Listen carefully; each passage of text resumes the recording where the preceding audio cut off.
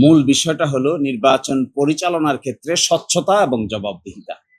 এই স্বচ্ছতা এবং জবাবদিহিতার জায়গাটা আমরা সঠিকভাবে দেখতে পাচ্ছি না। এই জন্যই এই আতঙ্কের পরিবেশ তৈরি হয়েছে। এমন যদি হতো যে পাঁচজন দুই প্যানেলে বিভক্ত হতেন অতীতে যেভাবে হয়েছে, তাহলে এই ধরনের আতঙ্ক তৈরির কোনো প্রশ্নই আসতো না।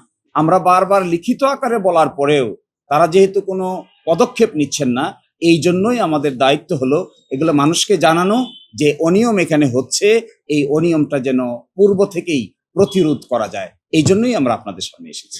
আজকে ঢাকা বারের প্রায় 20,000-এরও অধিক ভোটার আছেন, নারী পুরুষ মিলে।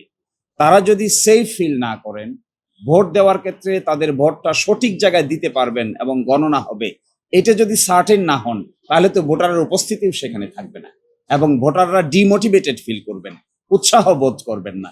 এই জন্য আমরা আমাদের পক্ষ থেকে এই অনিয়মটা আপনাদেরকে জানানো দরকার বলে মনে করছি এবং এই জন্যই মূলত আমরা বার কাউন্সিল নয়, ঢাকা বারই আজকে আমাদের মূল আলোচনা বিষয়। ন্যাশনাল ইলেকশনের প্রভাব পড়া না পড়ার প্রশ্ন জনগণ বা ওইখানকার বিজ্ঞ আইনজীবীরা যেটা সিদ্ধান্ত নেবেন এটাই হবে। এটা কার পক্ষে যাবে কার বিপক্ষে যাবে এটা নিয়ে আমরা কনসার্ন। আমরা কনসার্ন হলো স্বচ্ছতা এবং জবাবদিহিতার পার্ট নিয়ে। তাতে যদি বিজ্ঞ আইনজীবীরা ব্লু প্যানেলকে বা সবুজ প্যানেলকে ভোট দিবেন, যদি সবুজ প্যানেলকে ভোট না দিয়ে অপোজিট প্যানেলকে ভোট দিবেন।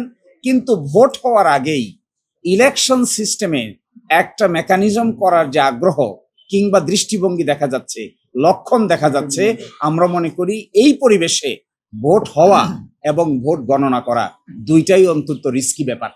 অতীতে তা হয়েছে, বর্তমানে তা হবে না বলেই আমরা প্রত্যাশা করি। এই জন্যই আপনাদের সামনে আসা। দেখুন, নির্বাচনে যদি কোনো একটা প্যানেল না থাকে, তাহলে যারা আছেন, বিজ্ঞ সদস্যরা আছেন, তারা তাদের পছন্দ মতো যারা নির্বাচনে দাঁড়াচ্ছেন তাদেরকে ভোট দেবেন এবং দ্বিতীয় তৃতীয় যদি কেউ কম্পিট না করেন, সেই কম্পিটিশন যারা করেন নাই তাদেরকে তো আর ভোট দেওয়ার স্কোপ নাই। যাদের ব্যালট থাকবে তাদের মধ্য থেকেই ভোট দিতে হবে। তো আমরা এক্সপেক্ট করি যেভাবে নির্বাচনটা আয়োজন হয়েছে এটা স্বচ্ছতার সহিত হোক না কেন। এবং আমরা এটাও শুনেছি যে ওই বারের নির্বাচনে 9 জন স্বতন্ত্র প্রার্থীও দাঁড়িয়েছেন। তাহলে তাদেরও তো পক্ষে ভোট পাওয়ার অধিকার তাদের আছে, জনগণও তাদেরকে ভোট দিতে পারে, অসুবিধা নাই, যাকে মনে চায় তাকে ভোট দিবে।